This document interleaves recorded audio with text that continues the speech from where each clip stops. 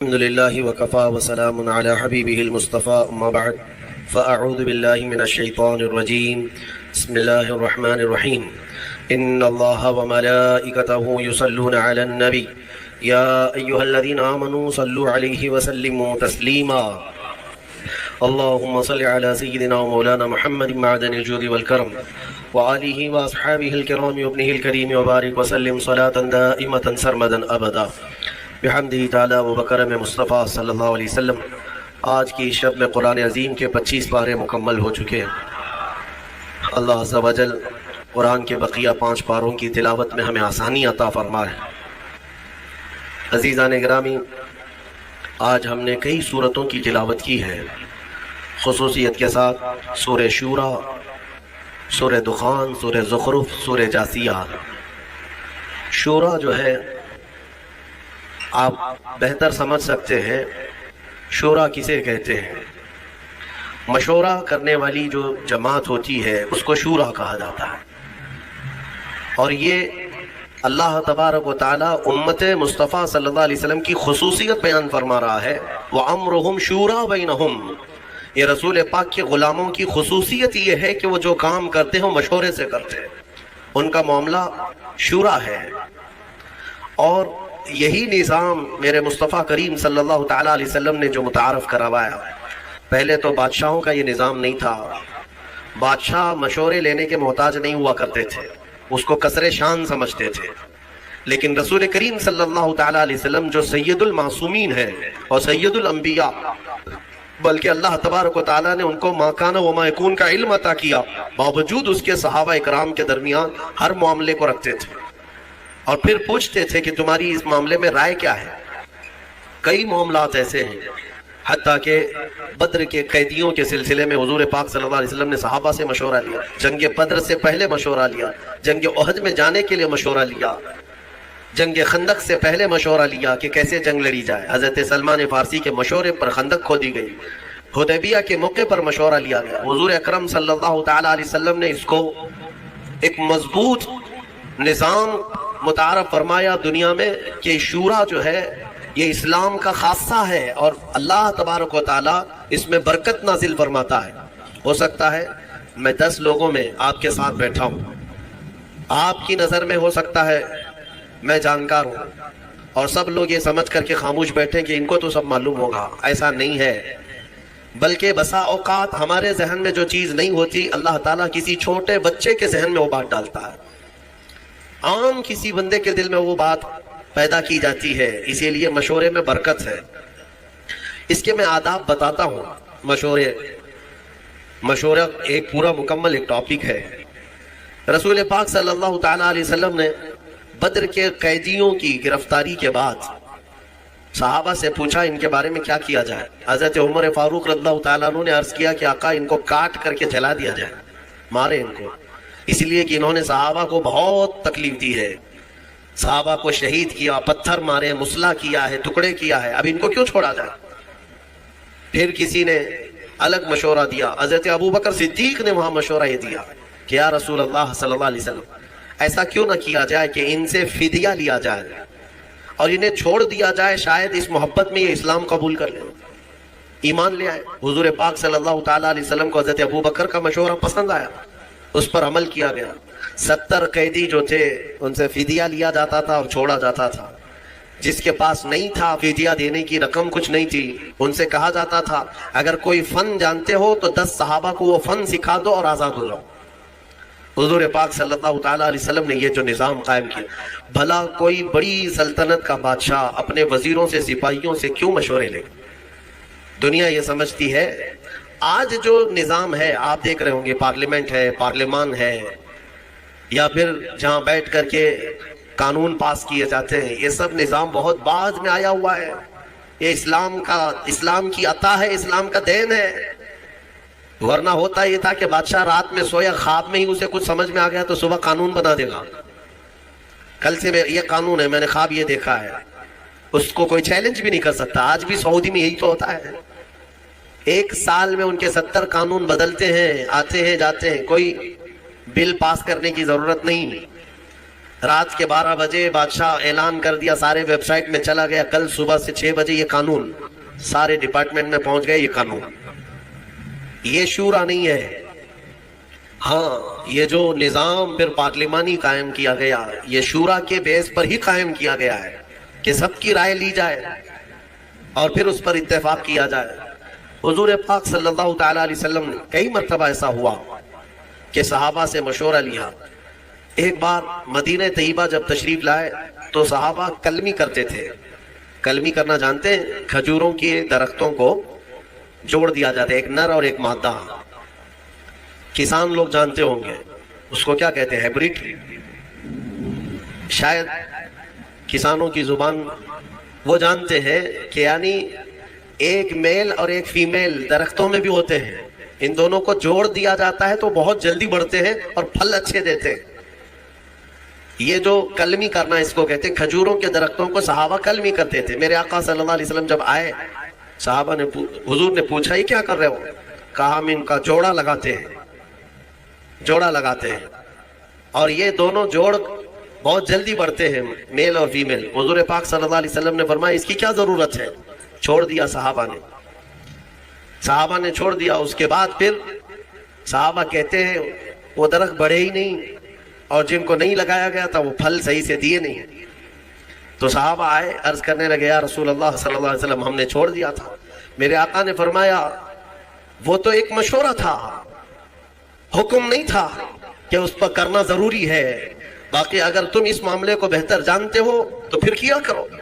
نبی اکرم صلی اللہ تعالیٰ علیہ وسلم نے مشورے کے سلسلے میں یہ جو آداب بتائے ہیں، مشورہ جو ہے وہ حکم نہیں ہوتا، یعنی کسی کے اوپر زبردستی نافذ کرنا، امپلیمنٹ کرنا نہیں، اس کو مشورہ نہیں کہتے۔ حضرت ابو بکر صدیق رضی اللہ تعالیٰ عنہ کا ایک قول ہے، توجہ چاہتا ہوں۔ جب کوئی تمہارا بھائی تمہارے پاس مشورہ لینے آئے تو امانت داری کے ساتھ اللہ کو گواہ بنا کر اس کے لیے خیر کا مشورہ دو، خیر کا مشورہ دو، گمراہ مت کرنا۔ حضرت ابو بکر صدیق فرماتے ہیں کہ مشورہ دیا، پھر آنے والے نے مشورہ قبول کیا تو ٹھیک ہے، نہیں تو دو باتیں ہیں۔ اگر مشورہ صحیح نہیں دیا تھا تو اس آدمی میں خیر نہیں، اور اس نے مشورہ دے دیا تھا لیا نہیں تو اس آدمی میں خیر نہیں، دو میں سے کسی ایک میں خیر نہیں۔ اچھا مشورہ لینے سے کترایا، پیچھے ہٹ گیا تو گویا کہ اس آدمی میں خیر نہیں ہے۔ اب یہاں پر یہ بحث گنجلک نہ ہو جائے، میں تھوڑی سی وضاحت کر دیتا ہوں۔ اس کی کیٹیگری ہے، مشورہ جو ہے کس سے کرنا چاہیے کس سے نہیں کرنا چاہیے، اس کے بھی آداب ہیں۔ ہاں، آپ میڈیکل سائنس کے اسٹوڈنٹ ہیں، آپ ڈاکٹریٹ کر رہے ہیں، بایولوجی پڑھ رہے ہیں، اور کسانوں سے مشورہ کر رہے ہیں کہ اس میں آپریشن میں کیسے کروں، سکسیس کیسا ہوگا، پیٹ کا آپریشن، سر کا آپریشن، تو یہ کیسی بات ہے؟ یہ لا یعنی بات ہے۔ پھر کسان مشورہ دے گا بڑا پھاوڑا لے لو، چھوٹی کدالی لے لو، پیٹ پھاڑو، اس کے فن کے مطابق جو چیز ہوگی اس سے مشورہ کیا جائے گا، اور تمہارے علم سے ریلیٹڈ جو لوگ ہوں گے ان سے مشورہ کیا جائے گا۔ اسی لیے سارے علوم کے اور سارے فنون کے متعلق آپ اتنا تو جانتے ہیں، طبیعت خراب ہے تو 4 ڈاکٹروں سے مشورہ لیا جاتا ہے، آپریشن فلاں کہہ رہا ہے، فلاں کہہ رہا ہے، سب سے مشورہ لے لیتے ہیں کہ کیا کرنا ہے۔ آپ جو ہے انجینئرز کے پاس جاتے نہیں، آپ کو اتنی خبر ہے، اگر کڈنی خراب ہے تو انجینئر کو نہیں دکھاتے، سب ڈاکٹروں سے مشورہ لیتے۔ گھر کی چھت میں لیکیج ہے تو ڈاکٹروں کو نہیں بلاتے کہ آؤ میری چھت کو ایک انجیکشن لگا دو، آپ کو پتا ہے، پھر انجینئر سے پوچھتے ہیں، کئی لوگوں سے مشورے لیتے ہیں۔ اتنا سینس سب کو ہے کہ جس فیلڈ کی بات ہوگی اس کے ماہرین سے ہی مشورہ لیا جائے گا، لیکن افسوس ایک بات کا ہے کہ دین کے معاملات میں اس کا خیال نہیں رکھتے لوگ۔ دین کی فیلڈ کے جو ماہرین ہیں انہی سے دین کے مسئلوں کے مشورے کرنا چاہیے، نہ کہ راستہ جھاڑنے والے سبزی بیچنے والوں سے اگر فتوے پوچھتے رہو گے تو پھر ظاہر سی بات ہے آج جو نظام درہم برہم ہو رہا ہے اس کی وجہ یہی ہے۔ مشورہ کس سے لے رہے ہو؟ دین کی سوجھ بوجھ اس کے اندر ہے یا نہیں؟ میرے آقا صلی اللہ تعالیٰ علیہ وسلم کی حدیث پاک صادق آتی حضور نے فرمایا آخر زمانے میں لوگ جاہلوں کو اپنا سردار بنا لیں گے، ان سے فتوے پوچھیں گے اور وہ بغیر علم کے فتوے دیں گے، خود بھی گمراہ ہوں گے، قوم کو بھی گمراہ کریں گے۔ آج یہ حالات ہے، لوگ اس سلسلے میں کیوں آپ کا سینس مر جاتا ہے؟ قرآن کے متعلق، حدیث پاک کے متعلق دینی معلومات جو کچھ بھی لینی ہے وہ دین کے ماہر علماء سے ہی لینی چاہیے. باقی چاہے جو بھی ہو، ان سے اگر آپ مشورے لوگے تو وہ تیر چلائے گا، اندھا دھند فائرنگ کرے گا، ایسا ہوگا ویسا ہوگا. ایسے جاہلوں سے مشورے لے کر کئی لوگوں کی طلاق ہو گئی اور کئی طلاق کے بعد زنا کرتے رہ گئے. نہیں ہوا، جاؤ گھر میں، کون بولتا ہے طلاق نہیں ہوئی؟ اس صاحب نے کہہ دیا. جاہلوں نے اس کے بعد اپنے گھر میں ویسی جینا شروع کر دیا جبکہ ہر دن زنا کا گناہ ہے ان کے. تو ماہر اور خبیر لوگوں سے ہر فیلڈ کی جس طرح مشورہ کیا جاتا ہے، دین کے معاملات میں بھی مشورہ انہی سے کیا جائے جو دین کے ماہرین ہیں. اچھا، ایک اور بات، نوجوانوں کو آج مناظرہ کرنے کا بڑا شوق رہتا ہے، ڈیبیٹ کرنے کا. وہ بھی کس پہ؟ فیس بک پہ، واٹس ایپ پہ، اور کن کن معاملات پہ ڈیبیٹ کرتے رہتے ہیں؟ عقیدے کے معاملات پر، کبھی اہل حدیث سے، کبھی دیوبندیوں سے، کبھی شیعوں سے. یہ جو اختلافی مسائل ہیں ہمارے مابین، بعض عقیدے کے ہیں، بعض الگ ہیں، تو ان پر ہمارے نوجوان ڈیبیٹ کر رہے ہیں فیس بک پر. لمبی لمبی چوڑی چوڑی تحریریں. کچھ سالوں پہلے کی بات ہے، شاید 1-2 سال گزرے ہوں گے. رات کے 2:30 بج رہے تھے یا 2 بج رہے تھے، مجھے فون کنٹینیو آ رہا ہے. ظاہر سی بات ہے، اتنی رات کو اگر فون آئے تو کسی کی ایمرجنسی ہوگی، سیریس ہوگا. اٹھا کر کے معلوم کہ ایک نوجوان کہتا ہے، حضرت ایک فلاں فلاں مسئلہ پیش آ گیا ہے، جلدی سے آپ کو بتانا ہے. اتنی رات کو کیا مسئلہ ہے؟ کہا نہیں، بحث ہو رہی ہے ہماری، دلیل دینا ہے. کیا ہے؟ علم غیب کے متعلق کچھ بحث ہو رہی ہے. میں نے کہا کہاں ہے، کون سی محفل میں بیٹھے آپ؟ کہا نہیں، ہمارے گھر کے باہر کٹے پہ بیٹھے ہوئے ہیں، گلی میں بیٹھے ہوئے ہیں، رات جگہ چل رہا ہے، اور 2 باہر کوئی چھوٹے نوجوان ہوں گے، ان کے ساتھ ان کا ڈیبیٹ چل رہا ہے، اور رات کے 2:30 بجے ہم سے مسئلہ پوچھ رہے ہیں. میرے عزیزوں، دین کے معاملات میں اگر ڈسکس کرنا ہے، میں اس کو منع نہیں کرتا. ڈیبیٹ کرنا ہے، مناظرہ کرنا ہے، شوق سے کرو، لیکن جاؤ کسی دارالعلوم میں پہلے داخلہ لے لو، اصولی علم پڑھ لو. علم نحو کیا ہے، علم صرف کیا ہے، علم حدیث کیا ہے، علم فقہ کیا ہے، اصول حدیث ہے، اصول فقہ ہے، اصول تفسیر ہے، علم ناسخ و منسوخ ہے، بلاغت ہے، معانی. کتنے علوم پڑھنے کے بعد آدمی کیپیبل ہوتا ہے کہ دین کے معاملات میں وہ رائے دے سکے. اور ان سارے علوم کی بو باس بھی نہیں لگی اور لمبے چوڑے مناظرے چل رہے ہیں. ہوتا یہ ہے کہ پھر گمراہی آ جائے گی. گمراہ، یا تو تم گمراہ ہو جاؤ گے یا سامنے والے کو گمراہ کرو گے. اس لیے ان معاملات میں جب بھی کبھی ایسے معاملات آ جائیں، ڈسکشن کرنا پڑے، ڈیبیٹ کرنا پڑے. کچھ لوگ چھیڑتے ہیں، تم لوگ ایسا کرتے ہو، اس کی کیا دلیل ہے؟ ان کا جواب صرف ایک ہی ہے کہ چلے ہمارے علماء کرام کے پاس بیٹھتے ہیں، وہاں سے آپ کو ساری چیزیں مل جائیں گی، وہاں سے آپ کو بتا دیا جائے گا. اور وہ جتنے چوہے تمہیں گمراہ کرتے ہیں وہ کوئی علماء کے پاس نہیں آنا چاہتے. راستے پہ، نکڑ پہ، بازار میں پکڑ پکڑ کر کے تمہیں دلیلیں سنانے کی کوشش کرتے ہیں. حدیث میں یہ ہے، بخاری میں یہ ہے، مسلم میں یہ ہے. سامنے والا امپریس ہوتا ہے. شاید ہمارے پاس بھی ایسے بہت سارے ہیں. ایک صاحب آئے اور کہنے لگے، کسی بات کے بارے میں سوال کرنے لگے. کہا کہ یہ آپ حدیث سے بتا سکتے ہیں کہاں ہے؟ کہا میں بتا تو سکتا ہوں، آپ کو سمجھ میں آئے گا. میرے ڈیسک پر یہی کی بات ہے، جب میں یہاں موجود تھا بڑی کتاب رکھی ہوئی تھی.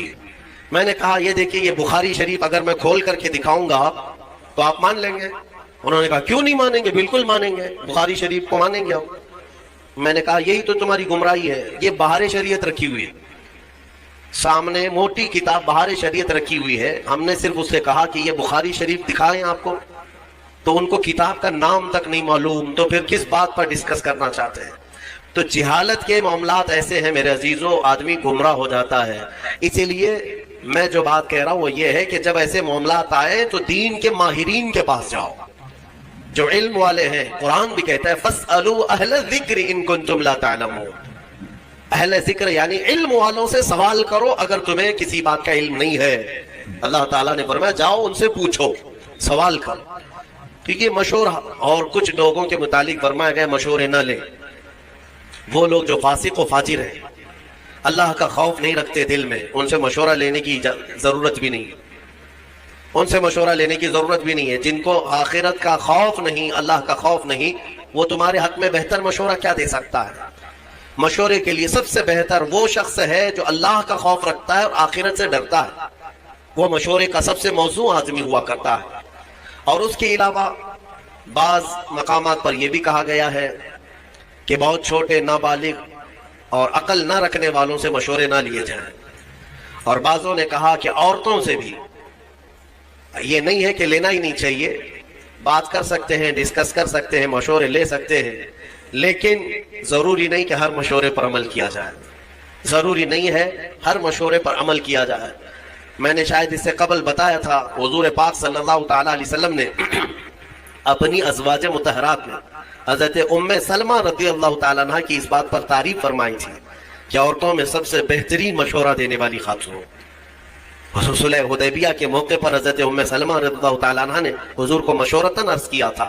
حضور صحابہ سے کہہ رہے تھے بال منڈا لو، احرام اتار لو، کوئی نہ بال منڈا رہے تھے نہ احرام اتار رہے تھے۔ 3 بار حضور نے فرمایا تو حضور کو غم ہوا، اندر آئے تو غمگین تھے۔ ام سلمہ نے عرض کیا یا رسول اللہ، آپ انہیں بولے نہیں، ان کے سامنے جا کر آپ خود اپنے بال حلق کر لیں، اپنا احرام اتار لیں، وہ تو اس انتظار میں ہے کہ شاید وہی آئے گی اور دوسرا پیغام آئے گا۔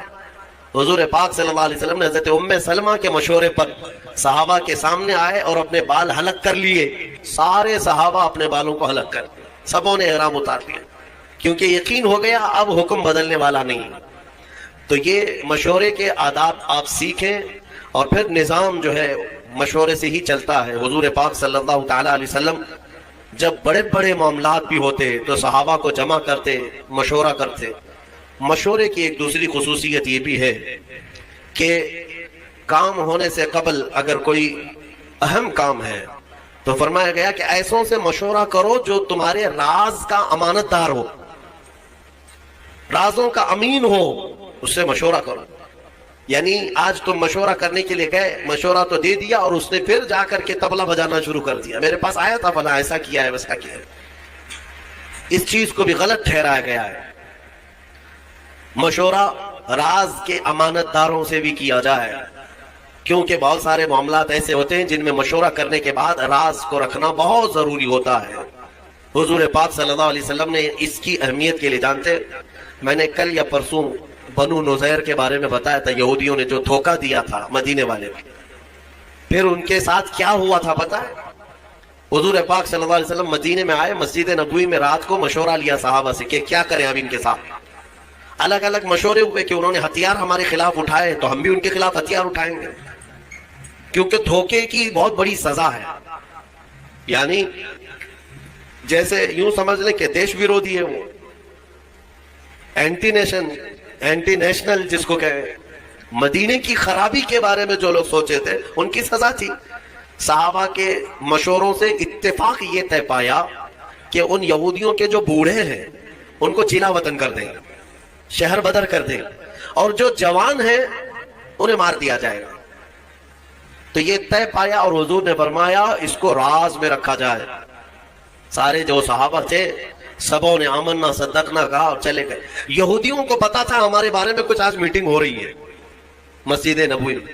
دوسرے دن وہ جاسوسی کرنے لگے، کہیں سے کچھ بات پتا چل جائے کہ کیا میٹنگ ہوئی، کیا ہمارے ساتھ ہونے والا۔ ایک صحابی تھے حضرت ابو لبابہ، ان کی پرانی دوستی تھی کیونکہ شہر میں رہتے تھے، یہودی بھی دوست تھے، گزر رہے تھے تو دوستوں نے پکڑ لیا، کہا کہ ابو لبابہ کل تم بھی تھے وہاں پر، ہمارے بارے میں کیا مشورہ ہوا ہے؟ کہا نہیں میں نہیں بول سکتا۔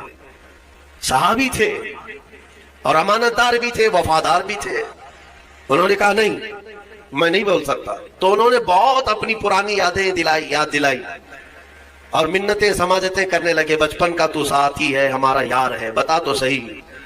تو وہ جذباتی ہو گئے، پرانی یادیں، دوستی یاری سب یاد دلانے کے بعد تھوڑے سے جذباتی ہو گئے، اور انہوں نے صرف کہا نہیں بلکہ یوں اشارہ کیا گردن کی طرف، یوں کر دیا اور چلے گئے، میں نہیں بولوں گا، کچھ نہیں بولوں۔ وہ سمجھ گئے کہ قتل کا مشورہ ہوا ہے۔ شام ہونے سے پہلے سارے یہودی مدینے سے بھاگ گئے، سب چھوڑ کر نکل پڑے۔ حضور پاک صلی اللہ علیہ وسلم کو خبر ہوئی تو حضور نے صحابہ کو بلایا اور کہا کس نے اللہ کے رسول کے راز کو افشا کیا؟ کون ہے جس نے ہمارے کل کی رات ہونے والے مشورے کے راز کو افشا کیا۔ صحابہ سب سہمے ہوئے تھے۔ حضرت ابو لبابہ کہتے ہیں اس کے سامنے کیا چھپائیں جو دلوں کے حالات کو بھی جانتا ہے۔ کھڑے ہوئے اور کہا یا رسول اللہ، یہ خطا مجھ سے سرزد ہوئی، لیکن میں نے کہا نہیں، ہاتھ کے اشارے سے صرف ہلا کر کے اتنا بتایا۔ تو حضور پاک صلی اللہ تعالیٰ علیہ وسلم اتنے ناراض ہوئے، اتنے غضبناک، کہ صحابہ کے درمیان میرے آقا نے اعلان کر دیا آج کے بعد سے نہ ابو لبابہ کو کوئی سلام کرے گا، نہ مصافحہ کرے گا، کوئی بات چیت بھی نہیں کرے گا، مکمل بائیکاٹ۔ آپ سمجھتے ہیں کون سی بڑی غلطی ہے؟ اندازہ کرو میرے عزیزوں، یہ جب کسی چیز کی حفاظت کا حکم دے دیا جائے اور اس کا افشا کیا جائے، وہ رحمت للعالمین اگر کسی کے متعلق اتنی سخت سزا دے دے، معاملے کی حساسیت سمجھ سکتے ہو آپ، کتنی نزاکت ہے اس کے اندر۔ اور حضرت ابو لبابہ کہتے ہیں سارے صحابہ حضور کی ایک بات پر سر جھکا لیتے، اب سب سامنے سے گزرتے تھے، کوئی بات نہیں کرتا تھا، نہ حضور پاک ان سے مصافحہ کرتے، نہ سلام کلام، کچھ نہیں۔ ظاہر سی بات ہے ان کے لیے یہ موت سے بڑی سزا تھی۔ مدینے میں رہتے ہوئے بہت سخت حالات تھے، یہاں تک کہ ان کی سگی بیوی وہ بھی بات نہیں کرتی تھی، کھانا وقت پر لا کر دے دیتی تھی لیکن بات نہیں کرتی تھی، رسول پاک نے منع فرمایا ہے۔ صحابہ اکرام تھے، صحابہ حضور پاک صلی اللہ علیہ وسلم کے اس اعلان کے بعد ابو لبابہ نے اپنے آپ کو مسجد نبوی کے کھمبے سے باندھ لیا تھا، رسی سے، اور اپنی بیوی سے کہا تھا مجھے اس وقت تک باندھے رکھو جب تک میری توبہ قبول نہ ہو جائے، اللہ تعالیٰ جب تک مجھے معاف نہیں کرے گا تب تک مجھے کھولنا نہیں۔ ان کو باندھا گیا، نمازوں کے وقت کھولا جاتا تھا، کھانا دیا جاتا تھا، حاجتیں کرتے پھر بندھ جاتے تھے۔ 40 دن گزر گئے ان کے، یا 1 مہینے کے قریب، اتنا لمبا عرصہ وہ رسی سے بندھے رہے۔ پھر رب ذوالجلال نے وہی فرمائی اپنے حبیب پاک صلی اللہ علیہ وسلم کو، تعالیٰ حضور کے غلاموں پر بھی رحیم ہے، رحم فرمایا اور حکم ہوا کہ ابو لبابہ کی توبہ قبول ہے۔ جیسے ہی یہ بات آئی، حضور پاک فجر کی نماز پڑھائے، واپس آئے، اپنے ہاتھوں سے ابو لبابہ کو کھولا اور اس کے بعد انہیں مصافحہ بھی کیا، اپنی جماعت میں لیا۔ یہ بتانا مقصود ہے، پوری امت کو یہ درس ہے کہ ان معاملات کو ہلکے میں نہ لیا جائے، یہ حساسیت ہے۔ یہاں لوگ تو خبری بنے ہوئے ہیں، مسلمانوں کی جاسوسی کرنے پر بیٹھے ہوئے ہیں۔ اللہ کی پناہ، تمہیں اندازہ بھی نہیں ہے کہ آخرت میں کتنے بڑے عذاب کے شکار ہوں گے۔ تم کیا سمجھتے ہو 500 کی نوٹ کوئی پکڑا دیں گے تمہیں جاسوسی کرنے پر، تمہارا گھر چل جائے گا؟ کب تک اس ذلت والی زندگی سے نکلو۔ بعض لوگ پیسے کے لیے کرتے ہیں اور بعض لوگ یہ سمجھتے ہیں کہ پولیس سے ہمارے تعلقات اچھے ہو جائیں گے، کچھ لوگوں کی خبریں دیں گے تو ہم ان کے محبوب ہو جائیں گے۔ کبھی محبوب نہیں بنتے، کبھی محبوب نہیں۔ 10 سال تم خبریں دیتے رہو، محبوب بنے رہو، ایک دن مردود بنی جاؤ گے۔ مردود تو بننا ہی ہے ان کے ہاتھ میں۔ میرے عزیزوں، ان چیزوں سے اپنی قوم کی جاسوسی کرنا، خبریں دینا نہایت ہی سخت بڑا گناہ ہے۔ اللہ کا عذاب اس شخص پر ہے جو مومنین کے متعلق اس طرح کی باتیں کرتا ہے۔ قرآن کہتا ہے وَلَا تَجَسَّسُوا، جاسوسی مت کرو خبریں لے جا کر، بلکہ میرے آقا صلی اللہ علیہ وسلم نے فرمایا من ستر اخیہ ستر اللہ لہ، جس نے اپنے بھائی کا کوئی عیب دیکھا اور چھپا دیا، قیامت کے دن اللہ اس کے سارے عیب چھپائے گا، تمہیں ننگا ہونے سے بچا لیا جائے گا۔ تو ان چیزوں پر عمل کریں۔ بہرحال یہ مشورے کے سلسلے میں گفتگو تھی، بات جو عرض کرنی تھی وہ یہ ہے کہ ایک آیت ہم نے آج تلاوت کی۔ اللہ فرماتا ہے من کان یرید حرث الآخرۃ نزد لہ فی حرثہ، جو آخرت کی کھیتی ہم سے مانگتا ہے ہم اس کی کھیتی میں بہت اضافہ کر دیتے ہیں۔ ومن کان یرید حرث الدنیا نؤتیہ منہا، اور جو ہم سے دنیا کی کھیتی مانگتا ہے ہم اسے بھی دیتے ہیں۔ وما لہ فی الآخرۃ من نصیب، لیکن آخرت میں اس کا کوئی حصہ نہیں رکھا جاتا۔ جو دنیا مانگتا ہے اللہ فرماتا ہے ہم دنیا دیں گے اسے، لیکن آخرت میں اس کا کوئی حصہ نہیں۔ اسی لیے میرے عزیزو، آخرت مانگو تو فرما رہا ہے کہ دنیا بھی دے دے گا اللہ۔ آخرت مانگو، 4 دن کے لیے کیا مانگو گے؟ یہاں پر کتنا بڑا گھر مانگو گے، کتنی گاڑیاں، کتنی اولادیں ہیں، پھر اس کے بعد تمہاری سانس اکھڑ جائے گی، ختم۔ ہمیشہ کا جو گھر ہے وہی مانگو اللہ کی بارگاہ میں۔ اور اگر دنیا مانگنا بھی ہے تو اللہ کی بارگاہ میں یوں مانگو جیسے اس نے خود سکھایا ہے، ربنا آتنا فی الدنیا حسنہ وفی الآخرۃ حسنہ، اے ہمارے رب دنیا میں جو سب سے اچھی چیز ہے وہ مجھے عطا کر، اور آخرت میں جو سب سے اچھی چیز ہے وہ مجھے عطا کر، وقنا عذاب النار، اور دوزخ کے عذاب سے ہمیں بچا لے۔ دنیا میں اچھی چیز مانگنا کیا ہے؟ کیا اچھی چیز مانگو؟ اس کی تفسیر میں فرمایا گیا دنیا کی سب سے اچھی چیز کیا ہے؟ آپ گیس کرو، آپ کے دماغ میں کیا ہے؟ ایک بڑا محل، بہت سارا مال، بڑی جائیداد۔ دنیا کی سب سے اچھی چیز کیا ہے؟ حدیث پاک میں ہے المرأة الصالحہ خیر متاع الدنیا، پورے دنیا کے سامان میں اگر سب سے اچھی چیز کوئی ہے تو نیک بیوی کا مل جانا۔ نیک بیوی اگر کسی کو ملی ہے آدھی دنیا ملی ہے اس کو۔ یہ حدیث پاک کی بات میں کہہ رہا ہوں۔ تو دنیا جب مانگی جائے تو نیک و صالح عورت کی تمنا کرنا یہ آدھی دنیا مانگنے کے برابر ہے۔ حقیقت ہے میرے عزیزوں، وہیں سے تمہاری نسل ہے، وہیں سے تمہارا گھر ہے، وہیں سے سب کچھ ہے، حتیٰ کہ تمہارے دماغ کا بھی سارا سکون یا برباد ہونا سب وہیں سے کنیکشن ہے۔ دیکھ لو ایک بار، بہت سارے لوگ جو شادی شدہ ہیں اس کو آزماتے ہوں گے یا پھر محسوس کرتے ہوں گے، زندگی پھر جڑ جاتی ہے، کوئی کام میں وہ تنہا نہیں ہے، ہر چیز میں ساتھ ہے، اور اگر ساتھ والی جلاد ہے تو پھر اس کی یہ آدھی جہنم ہی ہے، آدھی جہنم ہی ہو جاتی ہے اگر جلاد مل گئی، کیونکہ اس کے دماغ پر اثر ہے، اس کے بزنس پر اثر ہے، دوستوں پر اثر ہے، رات کو سویا نہیں، دن بھر بک بک کرتا رہے گا، اور پھر اس کے بعد سگریٹ کی عادت، بیڑی کی عادت، پھر نشے کی عادت، پھر اس کے بعد نہ جانے کون سے راستے اختیار کرتا ہے۔ اگر خاتون صحیح نہ ہوئی تو اس نے اپنی زندگی آدھی تباہ کر دی، اور اگر نیک ہوئی اللہ تعالیٰ نے بہت بڑا انعام تمہیں دے دیا، بہت بڑا انعام دیا۔ میں نے حضرت علامہ ارشد القادری رحمۃ اللہ علیہ بڑے مناظر ہیں، ان کی بہت ساری کتابیں ایسی ہیں جو آج پوری دنیا میں مشہور ہیں، کتابیں جو انہوں نے لکھا، زلزلہ، زیر و زبر، بہت ساری۔ ایک کوئی کتاب ہے جس کتاب کو انہوں نے انتصاب جو کرتے ہیں، کتاب لکھنے کے بعد شروع میں کسی کے نام پر کیا جاتا ہے، میں اپنے پیر کے نام پر یہ کتاب کر رہا ہوں، غوث پاک کے نام پر، غریب نواز کے نام پر کتاب کو منسوب کرتے ہیں۔ انہوں نے ایک کتاب اپنی بیوی کے نام منسوب کیا، جو اس کی وجہ انہوں نے بتایا کہ اگر میری بیوی کا تعاون نہ ہوتا تو میں اتنے دین کی خدمات کر ہی نہیں سکتا۔ صحیح بات ہے، اگر سوار رہتی تو پھر یہ کہاں جاتے، کہاں خدمت کرتے دین کی، کب کتاب لکھنے دیتی؟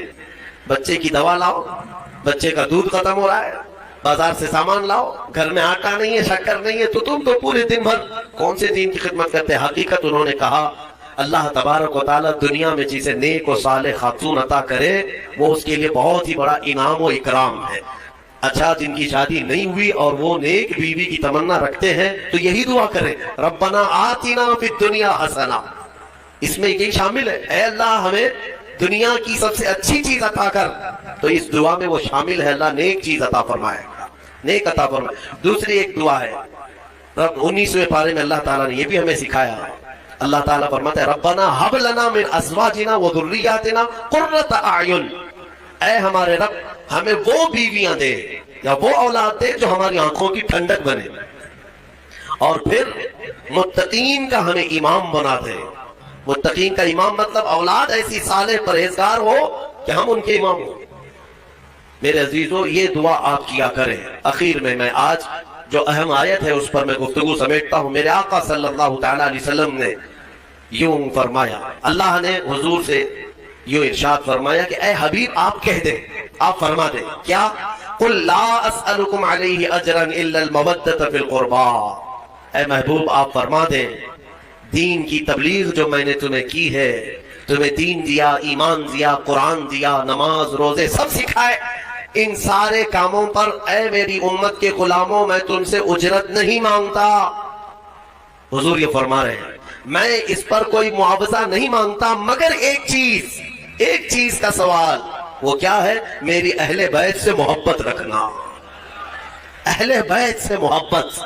یہ حضور پاک نے کوئی چیز اجرت میں نہیں چاہیے، لیکن حضور پاک صلی اللہ علیہ وسلم اگر یہ فرما رہے ہیں کہ اہل بیت سے محبت، تو اندازہ کرو کہ کتنی اہم چیز ہے۔ میرے آقا صلی اللہ تعالیٰ علیہ وسلم کو اپنے اہل بیت کی محبت کتنی عزیز ہے۔ ایک حدیث میں نے پڑھا، فرمایا من مات علی حب آل محمد مات مؤمنا، ایک جگہ مات شہیدہ، جو حضور کی آل اور اہل بیت کی محبت میں مر گیا اسے شہادت کی موت دی جائے گی، شہادت کی موت۔ رسول پاک صلی اللہ تعالیٰ علیہ وسلم کی اہل بیت کون ہے؟ سیدہ کائنات فاطمہ الزہرا سلام اللہ علیہا، ان کی اولاد امجاد مولا علی کرم اللہ وجہہ الکریم اور حضرت فاطمہ سے جو اولاد ہے یہ آل ہے۔ ساتھ ہی مفسرین نے فرمایا حضور کی تمام ازواج مطہرات وہ بھی اہل بیت میں ہیں۔ حضور پاک صلی اللہ تعالیٰ علیہ وسلم کے ازواج مطہرات اہل بیت میں ہیں۔ حضور پاک صلی اللہ تعالیٰ علیہ وسلم کے دونوں چچا حضرت امیر حمزہ حضرت عباس اہل بیت میں سے، حضور کے گھر والوں میں سے۔ ان سب سے محبت رکھنا ہمارا ایمانی فریضہ ہے۔ اور فرمایا کہ جس کے اندر بغض ہے اہل بیت کا تو پھر وہ ایمان کے ساتھ دنیا سے نہیں جائے گا۔ بغض مت پالو۔ حضور فرماتے فاطمہ میرے جسم کا ایک ٹکڑا ہے، جس نے اس سے محبت کی اس نے مجھ سے محبت کی، اور جس نے فاطمہ سے عداوت کی اس نے مجھ سے دشمنی کی، اس نے مجھ سے دشمنی کی۔ اور رسول سے دشمنی پھر کون سا ایمان ہے؟ تو حضور پاک صلی اللہ تعالیٰ علیہ وسلم کی آل کی محبت ہمارے لیے بہت ضروری ہے، لیکن وہ محبت نہیں جو آج کچھ چوہے سکھا رہے ہیں۔ میں آپ کو صاف صاف بتاتا ہوں، اہل بیت کی محبت یقیناً ہمارے لیے فریضہ ہے، لیکن غلو نہیں کرنا، اس میں ایسا مبالغہ نہیں کرنا کہ اہل بیت کو نبیوں کے اوپر پہنچا دیا یا پھر ان کو خدا کے درجے تک پہنچا دیا، وہ محبت کی بات میں نہیں کرتا۔ یقیناً ہماری اولاد، ہمارے جان، ہمارے مال سب سے کئی لوگ تعارف میں نہیں کرواتے، انٹروڈکشن حضرت یہ فلاں صحابہ کے بیچ پر یہ ہمارے لیے ضروری ہے۔ اہل بیت حسنین کریمین رضوان اللہ تعالیٰ علیہ مجمعین، آپ اندازہ کریں میرے آقا صلی اللہ تعالیٰ علیہ وسلم کس قدر ان سے محبت فرماتے تھے، کس قدر محبت، یہاں تک کہ نمازوں میں بھی حضور پاک صلی اللہ علیہ وسلم دونوں شہزادوں کو ساتھ لے کر کے نماز پڑھتے تھے۔ حضور کا ایک جبہ تھا کافی چوڑا، حضرت ابو ہریرہ کہتے ہیں ٹھنڈیوں کے دنوں میں حضور پاک صلی اللہ علیہ وسلم اس جبے کو پورا اوڑھ کر کے آئے یا چادر اوڑھ کر کے آئے، لیکن اندر کوئی چیز محسوس ہو رہی تھی۔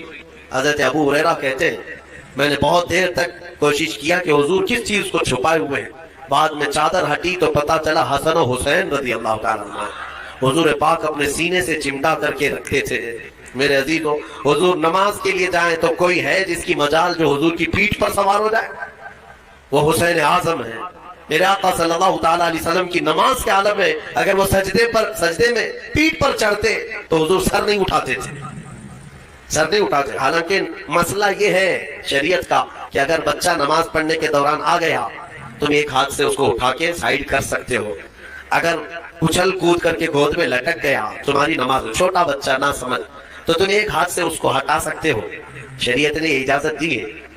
ماں کے لیے بھی ہے، باپ کے لیے بھی ہے۔ مصلی پر نماز پڑھتے وقت کبھی کبھار بچے سجدہ گاہ پہ آ کے بیٹھ جاتے ہیں، سجدہ کیسے کرے؟ حکم ہے کہ ان کو اٹھاؤ، سائیڈ کرو، پھر سجدہ کرو، تمہاری نماز میں خرابی نہیں ہے۔ یہ مسئلہ تو ہے، لیکن میرے آقا صلی اللہ علیہ وسلم نے حسین اعظم کے سوار ہونے کے وقت نہ اپنی پیٹھ سے ہاتھ کھینچ کر کے ان کو الگ کیا، نہ ہی ہلا کر کے ان کو ہلایا، بلکہ جب تک خود امام حسین اترے نہیں میرے آقا سجدے میں لمبا سجدہ ہو جاتا تھا۔ یہ نازوں کے پھیلے ہوئے شہزادے کس کے ہیں؟ میرے آقا کے ہیں۔ اور پھر فرمایا میرے آقا نے کہ جنت کے پھول جس کو ریحان کہا جاتا ہے، سب سے زیادہ خوشبو ان پھولوں کی ہوتی ہے۔ میرے آقا صلی اللہ علیہ وسلم فرماتے ہیں جنت کے وہ ریحان کوئی دنیا میں ہے تو وہ حسن و حسین ہے۔ کیونکہ صحابہ نے پوچھا حضور پاک صلی اللہ علیہ وسلم، ہم بھی بچوں کو چومتے ہیں نا، بوسہ دیتے ہیں، بوسہ دیتے ہیں، کبھی ان کے گال پہ بوسہ دیا، کبھی ان کی گردن پہ دیا۔ حضور پاک صلی اللہ تعالیٰ علیہ وسلم اپنے نواسوں کو بوسہ نہیں سونگتے تھے، یوں گردن کے پاس قریب لے جا کر سونگتے تھے اور چہرے کو سونگتے تھے۔ بوسہ لیتے ہیں نا، چومتے ہیں، چومنا بھی ثابت ہے، بوسہ لینا بھی ہے، لیکن سونگتے تھے۔ صحابہ کہتے کہ یا رسول اللہ صلی اللہ علیہ وسلم آپ ان بچوں کو سونگتے ہیں؟ کہا ہاں، یہ جنت کے ریحان ہیں، یہ ریحان ہے۔ یہ میرے لیے دنیا میں جنت کے ان پھولوں میں سے ہے، ان کی خوشبو سونگھی جائے گی۔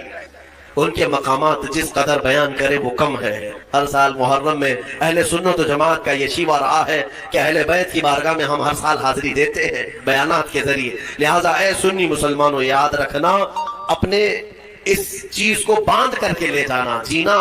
تو حضور پاک صلی اللہ تعالیٰ علیہ وسلم کی محبت کے بعد دو محبتیں شرط ہے تمہارے لیے، ایک حضور کے صحابہ کی اور دوسرے حضور کے اہل بیت کی۔ کسی میں کمی نہیں کرنا، نہ صحابہ کو گالی دینا، نہ اہل بیت کی کمی کرنا۔ کہیں ادھر سے ادھر ہو گئے گمراہ ہو کے مرو گے۔ حضور کے صحابہ ان کا اپنا مقام ہے، حضور کے اہل بیت ان کا اپنا مقام ہے۔ نبی پاک صلی اللہ تعالیٰ علیہ وسلم کے گھر والوں کی جو عزت قرآن میں بیان کی، اللہ فرماتا ہے انما یرید اللہ لیذھب عنکم الرجس اہل البیت ویطہرکم تطہیرا۔ بے شک اللہ یہ چاہتا ہے اے حبیب کہ آپ کے گھر سے ہر گندی چیز کو پاک کر دے، دور کر دے، اور تمہارے گھر والوں کو خوب پاک و ستھرا کر دے۔ اسی لیے حضرت فاطمہ کو کیا کہتے معلوم ہے؟ سیدہ طیبہ طاہرہ۔ طاہرہ کا مطلب وہ نہایت ہی پاک۔ میں ایک آپ کو یہ بات دے کر کے رخصت ہوتا ہوں، اس بات سے آپ اندازہ کر لیں گے، مزے کی بات ہے۔ حضور پاک صلی اللہ علیہ وسلم گرمیوں کے دنوں دوپہر کے وقت حضرت ام سلیم ایک صحابیہ ہیں، ان کے گھر جاتے تھے، حضرت انس کے۔ ام سلیم یہ صحابیہ ہیں، خدمتگار تھی حضور کی۔ وہ کہتی ہیں کہ حضور جب میرے گھر آتے سوتے، گرمی زیادہ ہوتی تو پیشانی پر پسینے جمع ہوتے اور ٹپکنے لگتے۔ حضرت ام سلیم وہ پسینے کی بوندیں جمع کرتی تھی، وہ جمع کرتی تھی اور شیشی میں بھر لیتی تھی۔ ایک دن حضور پاک بیدار ہوئے، پوچھا ام سلیم یہ کیا کر رہی ہیں؟ وہ کہتی ہے یا رسول اللہ صلی اللہ علیہ وسلم، اس کو میں حفاظت سے رکھتی ہوں، مدینے میں جب بھی کسی کے گھر میں شادی ہوتی ہے تو دلہنوں کو ہم یہ عطر کے طور پر لگاتے ہیں۔